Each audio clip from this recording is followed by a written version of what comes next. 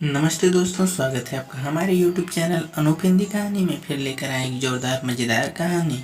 बहुत समय पहले की बात है। किसी गांव में मोहन नाम का एक किसान रहता था। वह बड़ा मेहनती और ईमानदार था। अच्छे विचार व्यवहार के कारण दूर दूर तक लोग उसे जानते थे और उसकी प्रशंसा करते थे। एक दिन जब वह शाम को अपने खेतों से काम कर कर लौट रहा था, तभी रास्ते में उसने कुछ लोगों को बात करते सुना। वे उसी के बारे में बात कर रहे थे। मोहन अपनी प्रशंसा सुनने के लिए उन्हें बिना बताए धीरे धीरे उनके पीछे चलने लगा, पर उसने उसकी बात सुनी तो पाया कि वे उसकी बुराई कर रहे थे। कोई कह रहा था कि मोहन घमंडी है, तो कोई कह रहा था कि सब जानते हैं वो अच्छा होने का दिखावा करता है। मोहन ने इससे पहले सिर्फ अपनी प्रशंसा सुनी थी, पर इस घटना का उसके दिमाग पर बहुत बुरा असर पड़ा और अब वह जब भी कुछ लोगों को बातें करते देखता तो उसे लगता कि वे उसकी बुराई कर रहे हैं। यहाँ तक कि अगर कोई उसकी तारीफ करता तो भी उसे लगता कि उसका मजाक उड़ाया जा रहा है। धीरे धीरे सभी ये महसूस करने लगे कि मोहन बदल गया है। जब उसकी पत्नी भी अपने पति के व्यवहार में आए बदलाव में दुखी रहने लगी और एक दिन उसने पूछा, आजकल आप इतने परेशान क्यों रहते हैं? कृपया मुझे इसका कारण बताएं। मोहन उदास होते हुए उस दिन की बात बता दी। पत्नी को भी समझ नहीं आया कि क्या किया जाए, पर तभी से उसे ध्यान आया कि पास के ही एक गांव में एक सिद्ध महात्मा आए हुए हैं और वो बोली, स्वामी, मुझे पता चला कि पड़ोस के गांव में एक पहुँचे संत आए हैं। चलिए हम उनसे कोई समाधान पूछते हैं। अगले दिन वे महात्मा जी के शिविर में पहुँचे। मोहन ने सारी घटना बताई और बोला, महाराज, उस दिन के बाद से सभी मेरी बुराई और झूठी प्रशंसा करते हैं। कृपया मुझे बताइए कि मैं वापस अपनी खास कैसे बना सकता हूँ। महात्मा मोहन की समस्या समझ चुके थे। पुत्र, तुम अपनी पत्नी को घर छोड़ आओ और आज रात मेरे शिविर में ठहरो। महात्मा कुछ सोचते हुए बोले।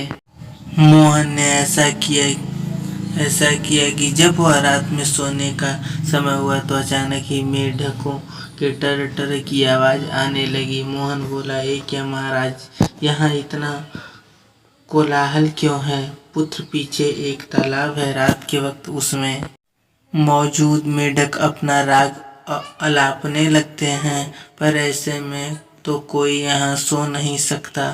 मोहन ने चिंता जताई। हाँ बेटा, पर तुम ही बताओ हम क्या कर सकते हैं? हो सके तो तुम हमारी मदद करो, महात्मा जी बोले। मोहन बोला, ठीक है महाराज, इतना शोर सुन के लगता है इन मेढकों की संख्या हजारों में होगी। मैं कल ही गांव से 50-60 मजदूरों को लेकर आता हूं और इन्हें पकड़कर दूर नदी में छोड़ आता हूं। और अगले दिन मोहन सुबह सुबह मजदूरों के साथ वहां पहुंचा। महात्मा जी भी वहीं खड़े सब कुछ देख रहे थे। तालाब ज्यादा बड़ा नहीं था। 8-10 मजदूरों ने चारों ओर से जाल डाला। मेढकों को पकड़ने लगे। थोड़ी देर की मेहनत में सारे मेढक पकड़ लिए।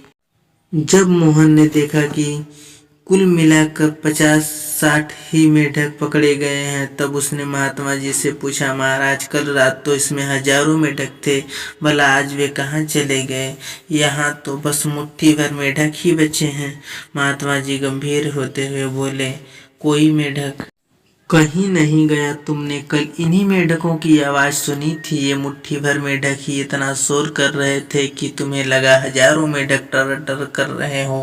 पुत्र, इसी प्रकार जब तुमने कुछ लोगों को अपनी बुराई करते सुना तो भी तुम यही गलती कर बैठे। तुम्हें लगा कि हर कोई तुम्हारी बुराई करता है, पर सच्चाई ये है कि बुराई करने वाले लोग मुट्ठी भर मेढक के सामान ही थे। इसीलिए अगली बार किसी को अपनी बुराई करते सुनना तो इतना याद रखना कि हो सकता है ये कुछ ही लोगों हो जो ऐसा कर रहे हों, और इस बात को भी समझना कि भले ही तुम कितने ही अच्छे क्यों न हो, ऐसे कुछ लोग होंगे ही जो तुम्हारी बुराई करेंगे। अब मोहन को अपनी गलती का एहसास हो चुका था। वह पुनः पुराना वाला मोहन बन चुका था। फ्रेंड, मोहन की तरह हमें भी कुछ लोगों के व्यवहार को हर किसी का व्यवहार नहीं समझ लेना चाहिए। पॉजिटिव फ्रेम ऑफ माइंड से अपनी ज़िंदगी जीनी चाहिए। हम कुछ भी कर लें पर लाइफ में कभी न कभी ऐसी समस्या आ ही जाती है जो रात के अंधेरे में ऐसी लगती है मानो हजारों में ढक्कान में टर टर कर रहे हो, पर जब दिन के उजाले में हम उसका समाधान करने का प्रयास करते हैं तो वही समस्या छोटी लगने लगती है। इसीलिए हमें घबराने की बजाय सॉल्यूशन खोजने का प्रयास करना चाहिए। अगर ये कहानी अच्छी लगी सब्सक्राइब करें हमारे यूट्यूब चैनल अनूप हिंदी कहानी को और अन्य कहानियाँ सुनने के लिए। लाइक